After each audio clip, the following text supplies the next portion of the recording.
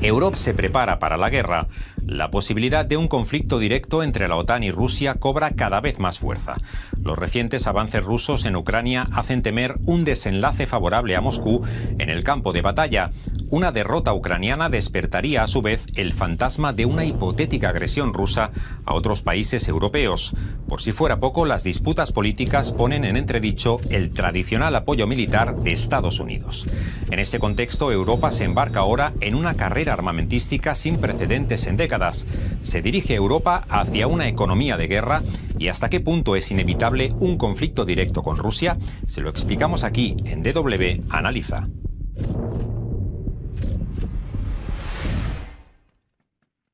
Europa afronta un auténtico cambio de paradigma. Durante décadas, el continente ha disfrutado de un periodo de paz y estabilidad, tan solo truncado por los conflictos en los Balcanes, pero el fantasma de la guerra acecha de nuevo. Y los mensajes dirigidos a mentalizar a la población para ese nuevo escenario se multiplican. Recientemente, el ministro de Defensa Civil de Suecia sorprendió asegurando que podría haber una guerra en su país. Una guerra que enfrentaría a Suecia y al resto de países europeos con Rusia y que obligaría no solo a mentalizar a la ciudadanía, sino también a iniciar una carrera armamentística en el continente. The threat of war may not be imminent, but it is not impossible. And the risks of war should not be overblown, but they should be prepared for.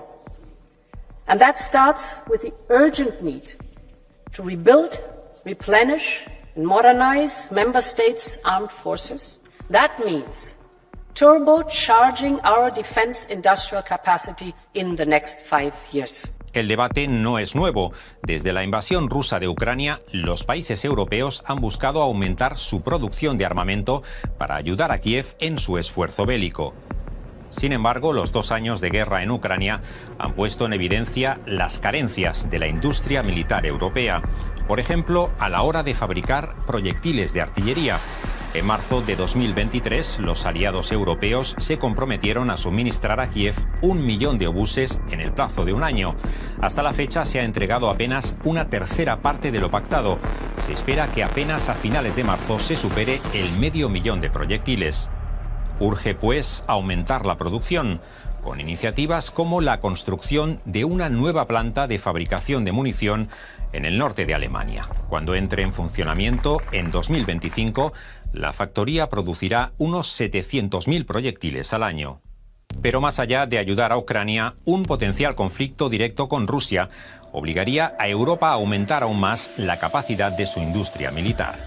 Wenn wir das jetzt mal für uns selbst sehen, dass wir die russische Bedrohung ernst nehmen und sagen, auch da könnte sich was entwickeln, würden die 700.000 Artilleriegeschosse für uns selbst in Europa auch eher ein Tropfen auf dem heißen Stein sein. Wir würden ja dann eher eine Produktion in der Größenordnung 4-5 Millionen Artilleriegeschosse pro Jahr brauchen. Impulsar la industria militar europea. Ese es el objetivo no solo de los diferentes gobiernos nacionales, también de la propia Comisión Europea, que acaba de presentar una nueva estrategia de defensa. Un plan que busca mejorar la coordinación entre los países miembros a través de programas de compra conjunta de armamento.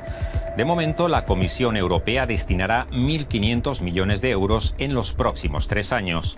Das ist nicht sehr viel Geld, wenn ich das so zusammennehme, weil große Projekte kosten immer mehrere Milliarden, sodass man jetzt einfach sagen muss, wenn man sich die Summen hier betrachtet, wird das zu keinem großflächigen Wechsel führen. Sea como sea, la responsabilidad del gasto militar recae en los gobiernos nacionales y en el caso de los socios europeos de la OTAN, ese gasto no ha dejado de crecer. De 313.000 millones de dólares en 2022, este año se pasará a 380.000 millones, un incremento de más de un 20%. Por primera vez, los socios europeos de la Alianza Atlántica gastarán de media un 2% del Producto Interno Bruto en defensa. Pero ese mayor gasto no se traduce en una mayor producción de armamento. Los pedidos benefician a empresas de otros países, especialmente Estados Unidos. Since the start of the war until June 2023, member states spent more than 100 billion euros on defence acquisitions. Almost 80% of that was spent outside of the European Union, and the US alone accounted for more than 60% of this spending. Defence budgets in all member states are rising sharply, so we should change the way that we spend. La consigna, pues, está clara. Hay que gastar más y hacerlo en Europa. Aumentar la autosuficiencia en el ámbito armamentístico resulta más vital que nunca. Welch großer Bedeutung es ist, dass man hier eine Eigenständigkeit hat. Und das gilt natürlich auch für amerikanische Märkte, die uns beliefern. Und man sieht das bei denen immer, die spielen mit diesen Dingen in Südamerika, in Asien am laufenden Band. Und wer will ausschließen, dass sie auch uns disziplinieren wollen in bestimmten Konfliktsituationen, die da sind. Von daher ist Europa außerordentlich gut beraten, eine eigene rüstungsindustrielle Basis hinzubekommen, damit sie sich selbst versorgen kann. Pero aumentar la producción de armamento al nivel necesario para afrontar una guerra con Rusia va mucho más allá de aumentar el gasto en defensa. Nous devons passer en mode économie de guerre pour l'industrie de défense, afin de pouvoir à la fois fournir à l'Ukraine ce dont elle a besoin, mais aussi pour nous, pour notre propre sécurité. C'est absolument indispensable. On voit ce qui se passe aux États-Unis. La plupart des membres de l'Union européenne, comme vous le savez, 23 pays sont membres de l'OTAN. On a entendu les propos de Donald Trump. Pero, ¿qué significaría para Europa entrar en una economía de guerra? De entrada, habría que priorizar la producción de armamento en detrimento de otras industrias, una reestructuración difícil de implementar por el horizonte de una hipotética guerra con Rusia aún lejano. Ich sehe hier noch keine große Änderung, weder in den Nationen noch in der EU. Kriegswirtschaft, man muss sich das mal ganz plastisch vorstellen für Deutschland. Kriegswirtschaft bedeutet, VW, BMW und Mercedes produzieren Panzer.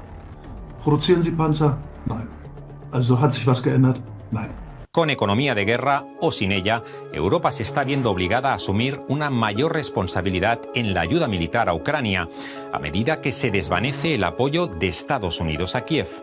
En 2022, Washington aprobó partidas por valor de 47.000 millones de dólares. 2023 se cerró sin nuevas ayudas debido al bloqueo republicano en el Congreso. Ahora la administración Biden urge a desbloquear 60.000 millones cruciales para la supervivencia de Ucrania en el campo de batalla. The elephant in the room is about the US aid and the $60 billion of military assistance. And really, it's all about the US because that has the defense industrial base and the capacity to be able to move and the ability to move this stuff quickly. The effect is essentially, we've already seen since November, it's having an effect on the front line. The rate at which Ukraine can fire artillery is now dropping significantly against their Russian adversaries. En los últimos meses, las tropas rusas han asumido la iniciativa en el campo de batalla, registrando progresos significativos. Recientemente tomaron el control de la ciudad de Avdiivka, en el este del país, extendiendo su avance a diversas aldeas cercanas. The Russians have won the winter. They've got the momentum. They're taking very heavy casualties, but they don't care. And it plays into a narrative that Ukraine can't win, which is exactly what they wanted to do. This is about mass and scale. Long wars, and this is going to be, I think, a long war, peak and trough. They're won by defense industrial capacity and civilians. And the West needs to realize what this is. La situación en el frente de guerra empeora para los intereses ucranianos. Muchos gobiernos occidentales se preparan ya para una eventual victoria rusa. If Ukraine falls, again, Putin won't stop there. If you're a Baltic state, you're really worried about whether or not you're next, and so they know Putin. They know that what he's capable of, and quite frankly, if Ukraine falls, I really believe that NATO will be in a fight with Russia. Estén justificados o no los temores de Washington, Europa se prepara para el peor escenario posible. En un reciente encuentro de países aliados de Ucrania en París, el presidente francés hacía estas sorprendentes declaraciones. Tout a été évoqué ce soir de manière très libre et directe. Il n'y a pas de consensus aujourd'hui pour envoyer de manière officielle, assumée et endossée des troupes au sol, mais en dynamique, rien ne doit être exclu. Nous ferons tout ce qu'il faut pour que la Russie ne puisse pas gagner cette guerre. Lo cierto es que la presencia de tropas occidentales en Ucrania es un hecho conocido desde hace tiempo.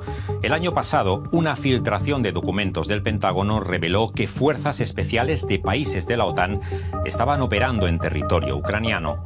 Pero hablar abiertamente del posible envío de tropas de forma oficial supone un salto cualitativo con peligrosas implicaciones.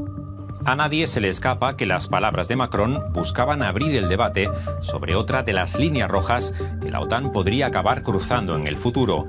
Todo ello en un contexto de crecientes tensiones con Rusia, que se han avivado aún más a raíz de las maniobras militares que lleva a cabo la Alianza Atlántica.